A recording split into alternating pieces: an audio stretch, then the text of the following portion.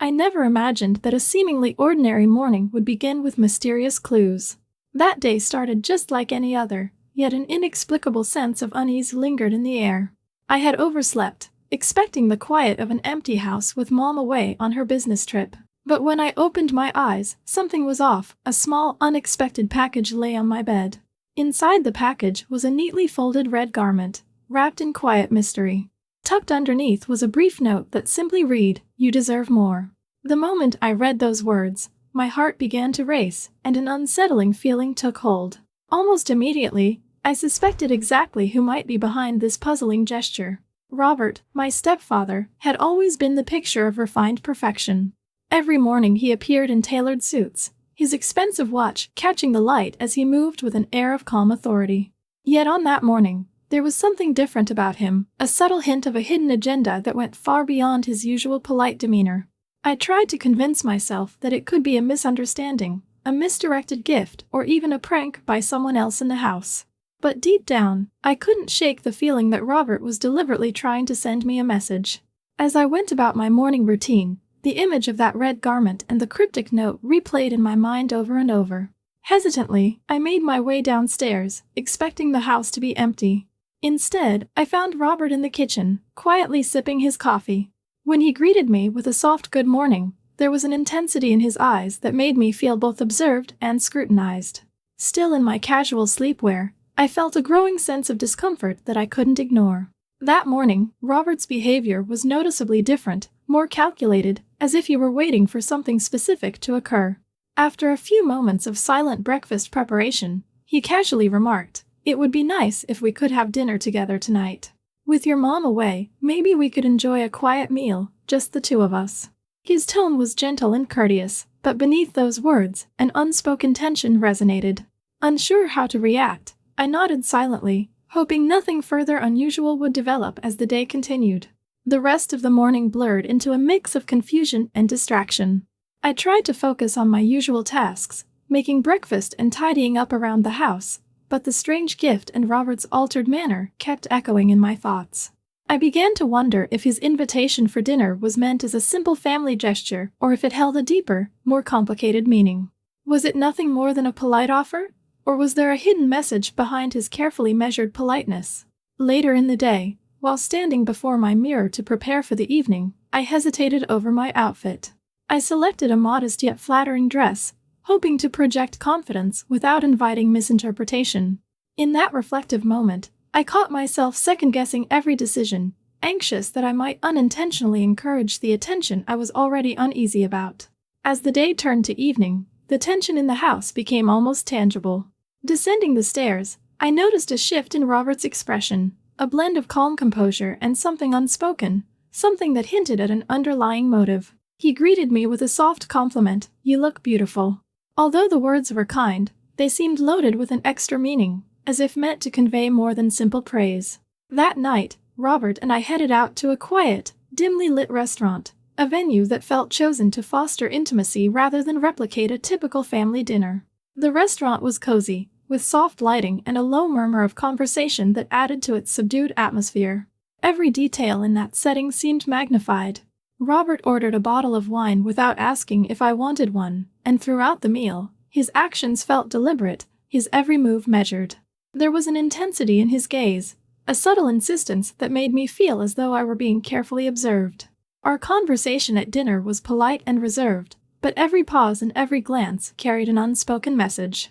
The quiet intimacy of the restaurant amplified my inner turmoil, and I couldn't shake the sense that tonight was more than just a meal. It was a silent exchange of signals I found hard to ignore. The drive home was marked by a deep silence, punctuated only by the soft hum of the car engine. Every minute stretched on, filled with unspoken thoughts and lingering questions. When I finally stepped through the front door, I sought refuge in the solitude of my room, desperate to escape the oppressive atmosphere that had built up throughout the day. Yet even as I retreated, the unsettling feeling persisted. The mysterious package, the deliberate words, and Robert's measured behavior had all set the stage for what was clearly just the beginning of something much more complex.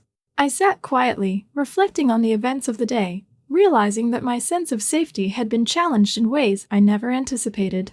This was not simply a case of misplaced generosity or a harmless misunderstanding.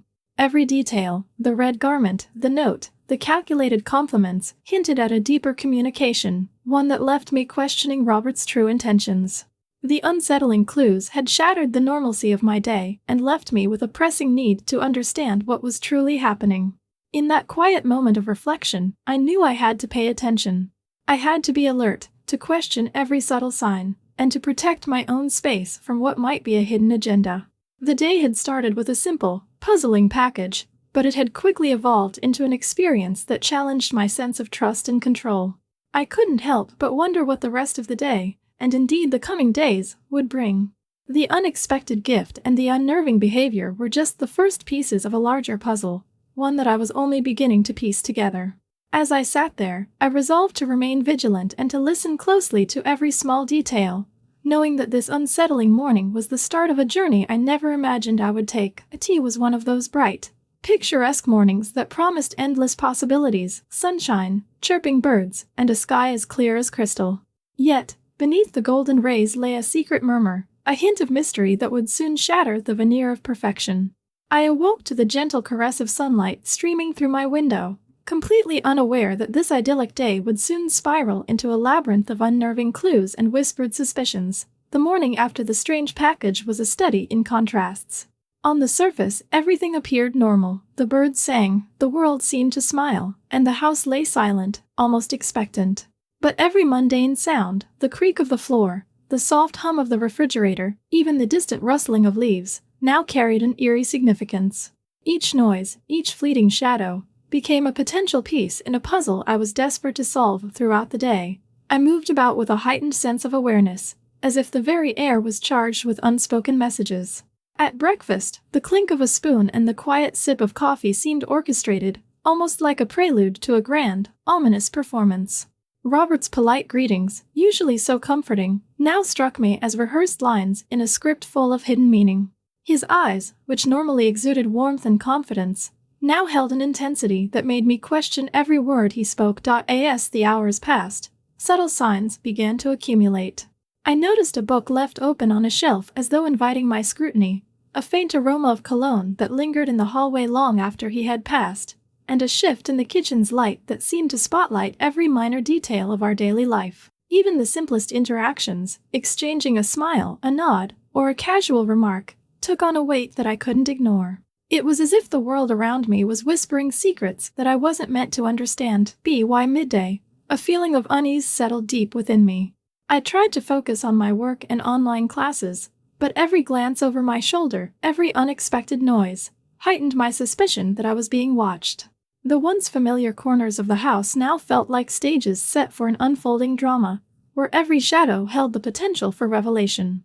I found myself questioning, was this a mere coincidence, or was someone, Robert, crafting a symphony of signals designed to unsettle me? As the afternoon melted into evening, the atmosphere grew heavier still.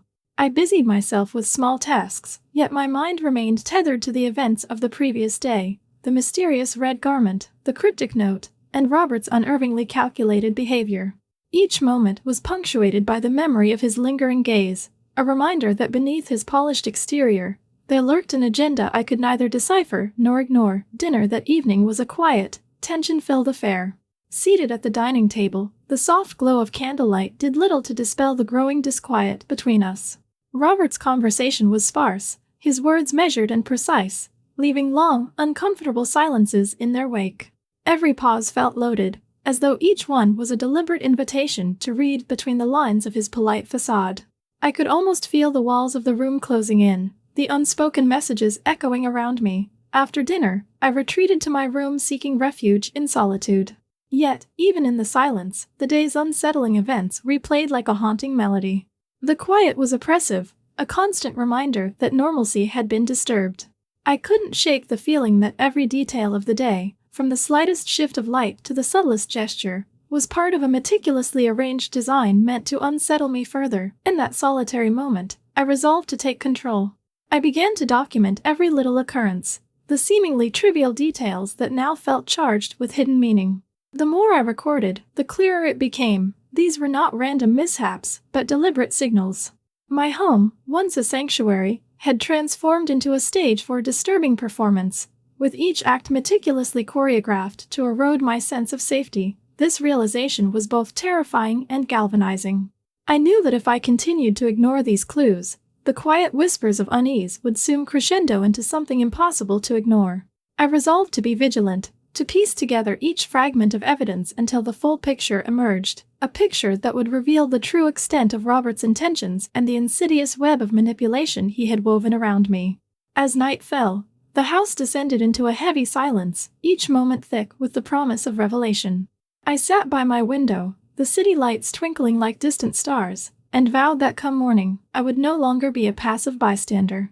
The charming, sunlit morning had given way to a darker truth, a truth that I was now determined to uncover. No matter how unsettling the journey might be, the tension had reached a breaking point. Over the past few days, I had noticed a pattern in Robert's behavior, a series of calculated actions that left no doubt about his intent. Determined to address the issue head-on, I resolved to confront him once and for all that morning. I reviewed my notes and recalled every detail: the red garment, the repeated note, the measured compliments, and the subtle glances. I had observed his behavior at breakfast, during my online classes, and while I completed everyday chores. Each instance added up, reinforcing my suspicion that these were not innocent actions but a deliberate attempt to unsettle me. By late afternoon, I decided it was time to confront him. I waited until we were alone at home. The house was quiet, and the usual background noise of daily life seemed to amplify the tension. I found Robert in the living room, absorbed in a book, his demeanor as calm as ever.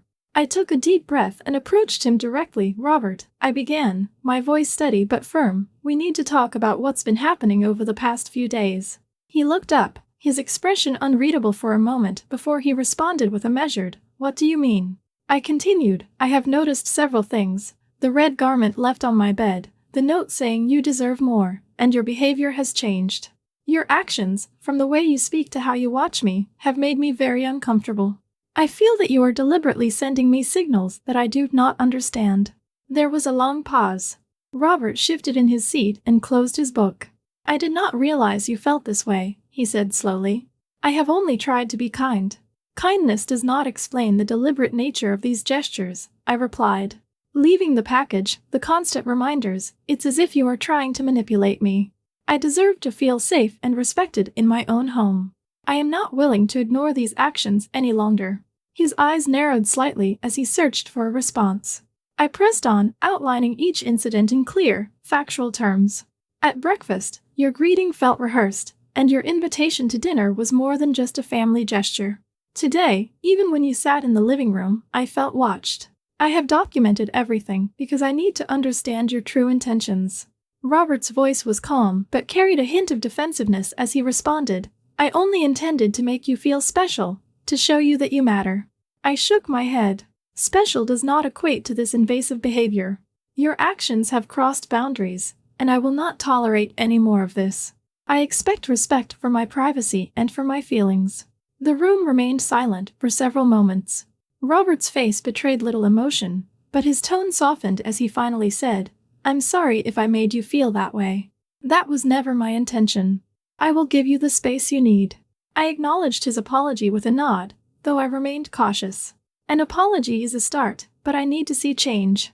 I need to feel that my personal space and my comfort are respected from now on. We agreed to discuss boundaries further in the coming days.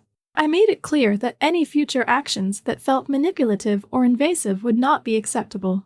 As the conversation ended, a sense of relief mixed with lingering uncertainty settled in. I knew this confrontation was only the first step in addressing the issue, but it was essential for reclaiming control over my own life. After our discussion, I retreated to my room. I reviewed my notes once more, ensuring that I had captured every detail accurately. The confrontation had been difficult, but it was necessary. I was determined to monitor the situation closely and stand firm on my boundaries, knowing that my safety and sense of self depended on my tea. In the days that followed our confrontation, the atmosphere in the house shifted. There was a cautious calm, an unspoken agreement that boundaries had been redrawn. I kept a close watch on every interaction, every subtle gesture, determined to ensure that my concerns were not just heard but acted upon. The change was gradual. In the mornings, Robert's greeting became less loaded, His eyes, though still attentive, no longer held the same unnerving intensity. Conversations that once carried an undercurrent of tension now felt more neutral, as if both of us were testing the new limits of our interaction. I noticed that when I spoke about my feelings, he listened without the calculated detachment of before. It was as if our confrontation had forced him to reconsider his actions, prompting him to step back and respect the space I had so clearly claimed. Continued to document incidents, but the entries became fewer and more straightforward. The red garment and the note, the initial symbols of his intrusive behavior, were not repeated. Instead, I observed small, respectful gestures, a brief nod in the morning, a simple good morning delivered without lingering stares, and an effort to maintain a proper distance during daily routines. These adjustments, though subtle, were significant. They marked a turning point in our household dynamics, a shift from an atmosphere of manipulation and discomfort to one where mutual respect could begin to take root. Despite the apparent improvement, the memory of those unsettling days lingered. There were moments, especially in the quiet after sunset, when I would replay the past in my mind. I questioned whether the change was genuine or merely a temporary response to the confrontation. But as days turned into weeks, the consistent pattern of respectful behavior gave me reason to believe that real change was underway. The new normal was not without its challenges. Trust, once broken, takes time to rebuild. Yet every small, respectful act became a stepping stone toward healing. Also took steps to reclaim my personal space beyond just physical boundaries. I engaged more actively in my routines, reasserted my independence by taking on projects I had long postponed, and began to seek support from friends and other family members. Their encouragement helped me see that my feelings were valid, and that my right to a safe and respectful home was non-negotiable. I learned to express my needs clearly, and in doing so, discovered a newfound strength in asserting my boundaries. Robert, for his part, gradually became more of an observer than an active participant in the tension that had once defined our interactions. He occasionally tried to engage in light conversation, asking about my day or my plans, but there was a noticeable difference, a deliberate effort not to overstep. Our household resumed a semblance of routine, though the underlying lesson remained clear. Respect and boundaries are essential for a peaceful coexistence. As the weeks passed, the initial shock of that unsettling morning transformed into a determined resolve. I understood that the journey toward reclaiming control over my life was ongoing. The confrontation had been a necessary catalyst, but the work of rebuilding trust and establishing a healthy environment continued every day. I made a conscious decision to focus on the positive changes, to celebrate even the smallest victories, and to hold firm to the lessons learned during those dark days. And time, the intrusive signals faded into a distant memory, a reminder of a period when I was forced to stand up for my right to feel safe. The transformation in our home was gradual but tangible. The space that had once felt suffocating and oppressive slowly opened up, allowing me to breathe easier and embrace the possibility of a more secure future.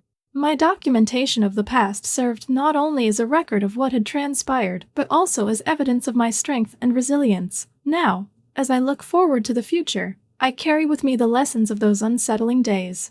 I know that vigilance and self-respect are crucial, and that establishing boundaries is an ongoing process. The resolution I achieved was hard-won, built on moments of confrontation, reflection, and gradual change. While the scars of manipulation may never completely disappear, they have been transformed into marks of survival and empowerment.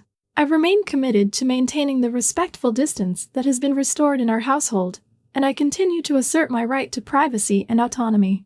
The journey toward a harmonious environment is ongoing, but I now face each day with the confidence that I have the power to shape my own destiny, a destiny defined not by fear or manipulation, but by dignity, respect, and the unwavering belief that every step forward is a victory over the past.